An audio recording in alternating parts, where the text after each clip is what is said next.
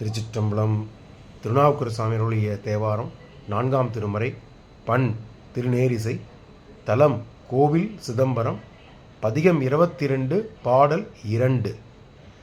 ஏறினார் ஏறு தம்மால் இளநிலா எரிக்கும் சென்னி, ஏறினால் ஏறு தம்பால் இளநிலா எரிக்கும் சென்னி, ஆரனார் ஆறு சூடி ஆழியால் ஒரு பாகம், ஆரனார் ஆறு சூடி ஆழியால் ஒரு பாலம், நாறு பூஞ்சோலை தில்லை நவின்ற சிற்றம்பலத்தே, நாறு பூஞ்சோலை தில்லை நவின்று சிற்றம்பலத்தே, நீருமை பூசி நின்று நீண்டு ஏறி ஆடினாரே, நீரு மெய்ப்பூசி நின்று நீண்டு ஏறி ஆடினாரே, நீண்டு ஏறி ஆடினாரே, சிற்றம்பலத்து நீண்டு ஏறி ஆடினாரே.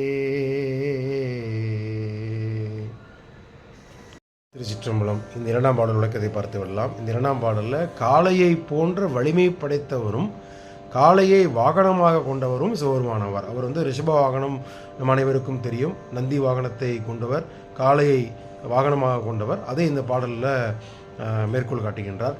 ஒளி வீசும் சந்திரனை தலையில் உடையவராக காணப்படுகின்றார். அது எல்லா பதிகங்களையும் இந்த சந்திரனை பிறையை சூடியவர் என்று பல பாடல்களில் பல பதிகங்களில் அப்பர் சுவாமிகள் மற்றும் நால்வர் பெருந்தகைகள் கூறியுள்ளனர்.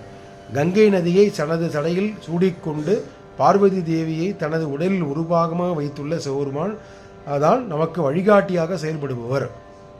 யார் நமக்கு வழிகாட்டியாக இருப்பார் என்றால் சிவபெருமான் வழிகாட்டி இருப்பார். அவர் எப்படி இருப்பார் என்றால் கங்கை நதியில் தலையில் வைத்து கொண்டிருப்பவர், அம்பாளை ஒரு பாகமாக வைத்து கொண்டிருப்பவர், நறுமணம் கவிழும் சோலையில் நிறைந்த தில்லையில் உள்ள சிற்றம்பலத்து பல காலமாக அவர் தனது உடலில் திருநீற்றினை பூசிக்கொண்டு ஊழித்தீயின் இடையே நின்று நடனமாடுகின்றார். இந்த சிதம்பரம் நறுமணம் கமழும் ஊராக திகழ்ந்துள்ளது.